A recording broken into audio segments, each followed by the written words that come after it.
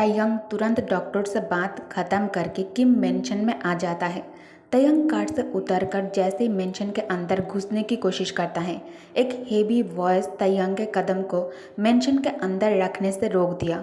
तयंग के फादर कहता है, जहाँ हो वही रुक जाओ, मेंशन के अंदर कदम रखने की हिम्मत भी मत करना। तुम घर छोड़कर अपनी मर्जी से गए थे, अब इस घर में तुम्हारे लिए कोई जगह नहीं है। बाहर तेज बारिश के अंदर तयंग मेंशन के एंट्रेंस पर खड़ा था। तयंग के फादर अपने सन की तरफ देख भी नहीं रहा था। ओल्ड मैन दूसरे तरफ मुंह करके खड़ा था। तभी मिस्टर किम के असिस्टेंट कहता है, सर, तयंग के लेग्स बस अभी अभी ठीक हुआ है, बाहर बहुत तेज बारिश हो रहा है, प्लीज़ उसे अंदर आने दीजिए। Let him in to take shelter. बारिश के साथ थंडर की भयानक रूप। सर, इतनी बारिश में बाहर खड़े होकर भीगने से अगर यंग मास्टर बीमार पड़ जाता है तब आपको कैसा लगेगा? मिस्टर किम कहता है, जब मैंने उसे हमारे फैमिली बिजनेस टेक ओवर करने के लिए कहा था। मिस्टर किम गुस्से भरी आवाज़ में कहता है, वो मेरी बात मानने से बेहतर अपने पैर तोड़ लेना पसंद करेगा। और अब देखो, एक लड़के के लिए मेरे सामने भीख मांग रहा है। तयंग के दिल में अपने फादर के लिए बहुत ज़्यादा गुस्सा था। हर लफ्ज़ उसके दिल को चोट पहुंचा रहा था। लेकिन दूसरी तरफ जंगकुक की ज़िंदगी खतरे में थी, इसलिए वो अपना सारा गुस्सा दबाकर सिर झुकाए खामोशी से अपने फादर की हार कर भी बात को सुन रहा था। मिस्टर किम उसका मजाक उड़ाते हुए ठंडी मुस्कान के साथ कहते हैं, अब बहुत देर हो चुकी है, जाओ उसे कह दो, या तो वो उस लड़के से हमेशा के लिए सारे रिश्ते तोड़ दे और किम एम्पायर चलाना सीखे, या फिर उस लड़के को वही सड़ने और मरने के लिए छोड़ दे। असिस्टेंट हैरानी से मिस्टर किम के चेहरे की तरफ देखता है और धीरे से कहता है, बट सर। उसकी बात पूरी होने से पहले ही मिस्टर किम गुस्से से चीख पड़ते हैं, गो नाउ। असिस्टेंट तुरंत सिर झुकाकर कहता है, यस सर। वो अम्ब्रेला लेकर भागते हुए बाहर आता है, जहाँ तयंग तेज बारिश में बिना हिले खड़ा होता है। असिस्टेंट चुपचाप उसके सिर पर अम्ब्रेला पकड़ लेता है और कुछ देर खामोश खड़ा रहता है। तयंग की आंखें लाल हो चुकी थी, लेकिन उसकी आवाज़ में सिर्फ एक ही बेचैनी होती है। वो धीरे से कहता है, बस सर्जरी के लिए पैसे दीजिए, अगर उसकी जान बच जाए तो मैं आप जो कहेंगे वो सब कुछ करूँगा। Present time. जंगकुक आंसू से भीगी आंखों के साथ तयंग की बाहों से लिपट जाता है। उसकी सिसकियाँ रुकने का नाम ही नहीं लेती। वो रोते हुए कहता है, तुम इतने दिनों से मेरे पास ही थे, फिर तुमने मुझे सब कुछ बता क्यों नहीं दिया?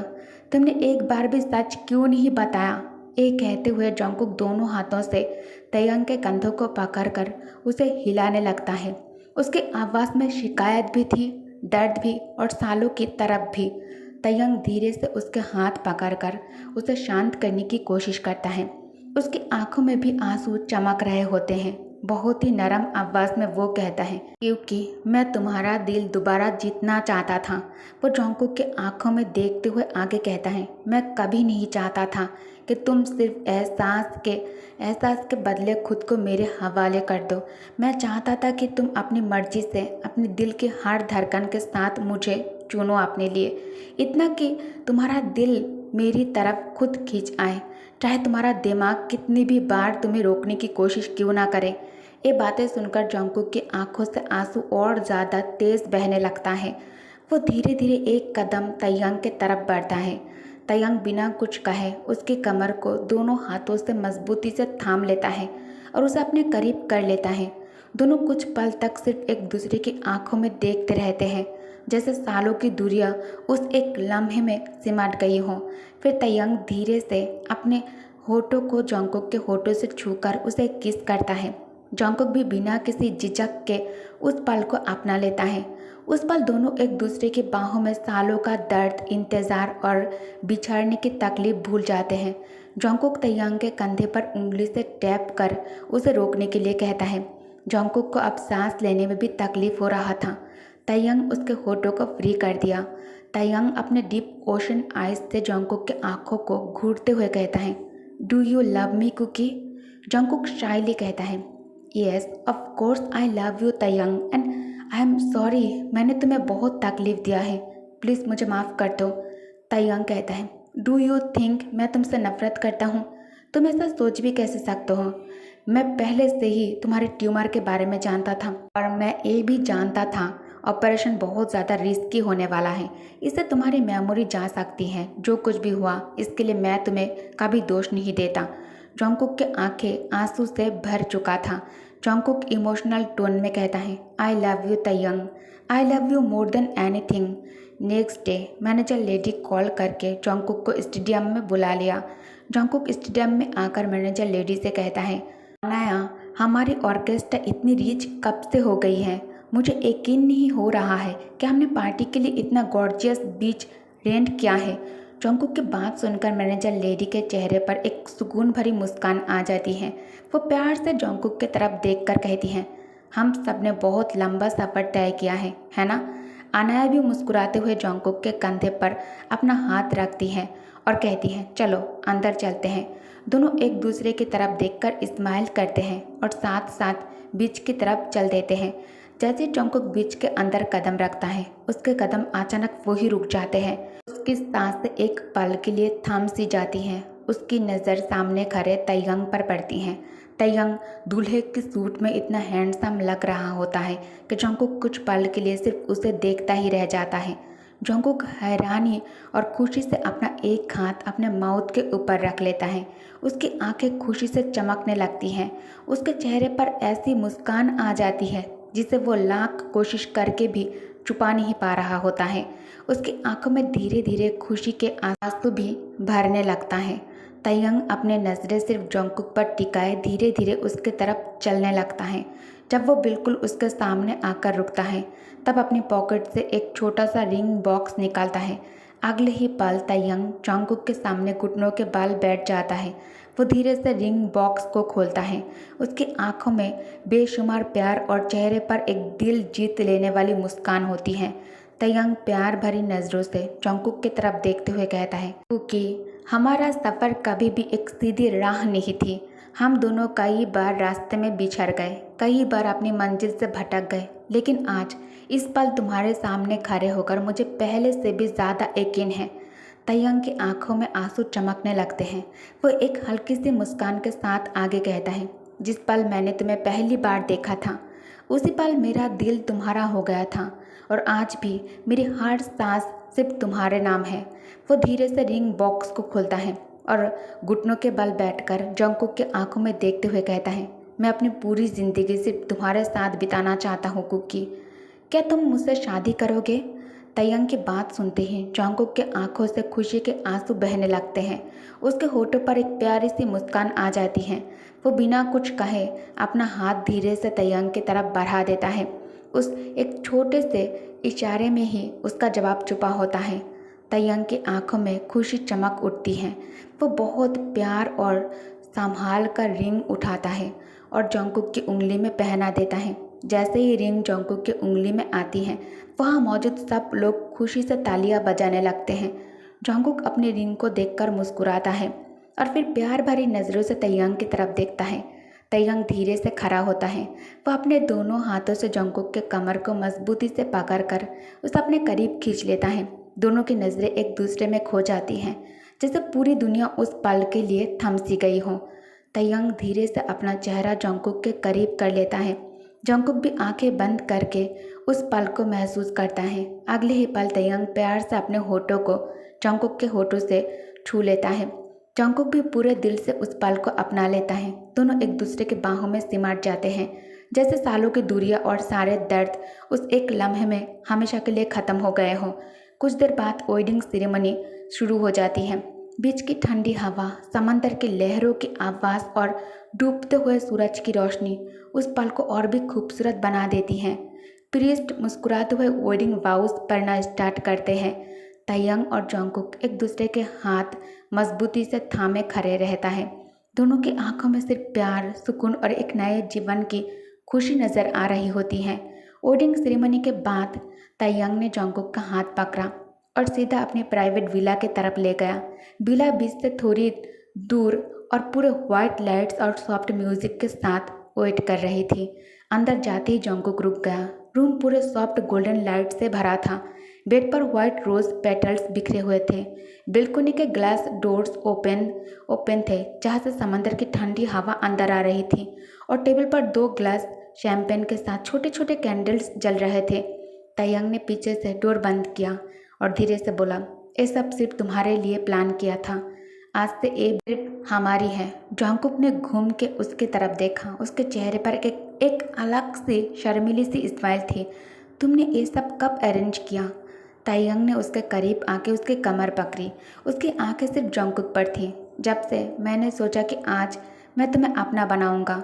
कुछ चीज़ें पहले से ही तैयार रखनी पड़ती हैं कुकी, ताकि तुम्हें पता चले कि मैं कितना सीरियसली तुम्हें चाहता हूँ। जॉन्गकुक की आंखें थोड़ी गहरी हो गई। उसने धीरे से तयंग के सूट के कॉलर को टच किया। मैं अब भी यकीन नहीं कर पा रहा हूँ कि ये सब रियल है। तयंग ने उसके हाथ को अपने सीने पर रख दिया। ये धड़कन रियल है, ये हवा रियल है, और मैं बिल्कुल रियल हूँ। आज से सिर्फ तुम्हारा हूँ। दोनों एक दूसरे के करीब आए। ताइयंग ने पहले जॉन्गकुक के माथे पर सॉफ्टली किस दिया, फिर उसके आंखों के पास, फिर धीरे से उसके होठों को अपने से मिला लिया। किस स्लो थी, गहरी थी, जैसे दोनों सालों का इंतज़ार उस एक पल में उतर रहे हों। जॉन्गकुक के हाथ ताइयंग के कंधों पर थे और ताइयंग के हाथ उसके कमर पर, मजबूत लेकिन बिल्कुल जेंटल। किस तोड़ने के बाद भी दोनों एक दूसरे से अलग नहीं हुए। ताइयंग ने जॉन्गकुक के बाल पीछे किए और हल्की आवाज़ में कहा, तुम्हें पता है कुकी, मैं आज रात सिर्फ तुम्हें देखना चाहता हूँ। कोई और सोच नहीं, कोई और दुनिया नहीं, सिर्फ तुम। जॉन्गकुक उसे गले लगाया और उसके सीने में सिर रख दिया। उसके मुंह से हल्की सी हंसी निकल गई। फिर देखते रहो, मैं कहीं नहीं जाने वाला। वो दोनों बेलकुनी की तरफ चले गए। समंदर की लहरों की आवाज़ आ रही थी। तयंग पीछे से जॉन्गकुक को अपने बाहों में ले लिया। उसके कंधे पर चिन रख के बोला, आज हम दोनों ऑफिशियली हस्बैंड एंड हस्बैंड बन गए हैं। अजीब सा लग रहा है ना? जॉन्गकुक ने उसके हाथों को अपने ऊपर पकड़ लिया। अजीब नहीं, सुकून वाला लग रहा है, जैसे मैं आखिरकार घर आ गया हूँ। रात धीरे धीरे गहरी होती गई। दोनों बेड पर बैठे, कभी शैंपेन के गिलास से हल्की सी चीयर्स की, कभी बस एक दूसरे को देखते रहे। तयंग ने जॉन्गकुक के हाथों को अपने सीने पर रखा और धीरे से कहा, ये धड़कन अब सिर्फ तुम्हारी है, कल से, आज से और हमेशा से। जॉन्गकुक आंखें बंद करके उसकी धड़कन सुनी। उसके होठों पर सॉफ्ट सी स्माइल थी।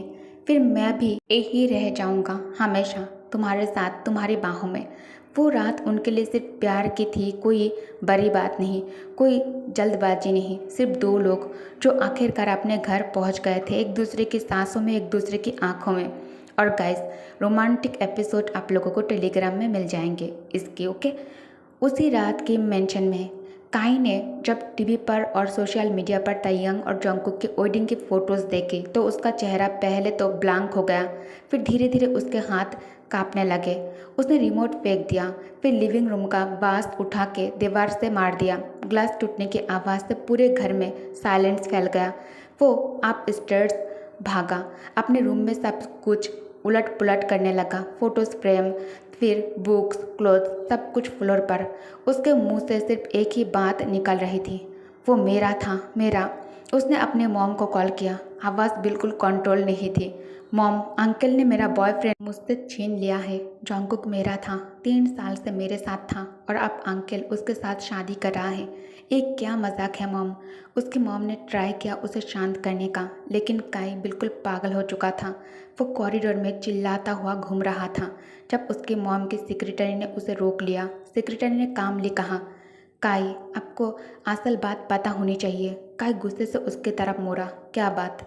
सेक्रेटरी ने धीरे से बताया, जॉन्गकुक वही पर्सन है जिसे तयंग ने हमेशा प्यार किया है।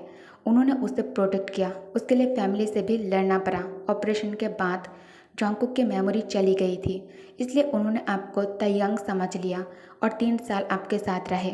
अब उन्हें सब याद आ गया है, और उनका दिल हमेशा से तयंग के लिए था। काई की आंखें बड़ी हो गई, उसके पैर जैसे कमज़ोर पड़ गए। वो स्लोली वॉल से लग के बैठ गया। उसके हाथ में अब कोई चीज़ तोड़ने की ताकत नहीं बची थी। उसके मुंह से बस एक लाइन निकली, हल्की सी, मैंने उसे खो दिया। उसके चेहरे पर अब गुस्सा नहीं, सिर्फ एक गहरा रिग्रेट था। वो समझ गया था जंगकुक कभी उसका नहीं था, वो तो हमेशा किसी और का था। वेडिंग नाइट के 2 दिन बाद तयंग ने अपने ऑफिस से एक कॉल किया। उसके असिस्टेंट ने कंफर्म किया काई को कोरिया से दूर यूरोप के एक प्राइवेट प्रोजेक्ट पर भेज दिया गया है। ऑफिशियल रीज़न बिजनेस ट्रेनिंग था, असली रीज़न सबको पता था। तयंग ने जंगकुक को आर्म्स में लेते हुए धीरे से कहा, अब कोई डिस्टर्ब नहीं करेगा हमें, ये टाइम सिर्फ हमारा है। जंगकुक उसके सीने पर सिर रख के मुस्कुराया। उसकी उंगलियों से तयंग के हाथ को सहलाते हुए बोला, हाँ अब सिर्फ हमारा, और मैं चाहता हूँ कि ये हमेशा ऐसे ही रहे। तयंग ने उसके माथे पर एक सॉफ्ट किस दिया। रहेगा कुकी, मैं प्रॉमिस करता हूँ। इसी के साथ इस फैन फिक्शन की दी एंड हो जाती है। Thank you for watching, bye bye.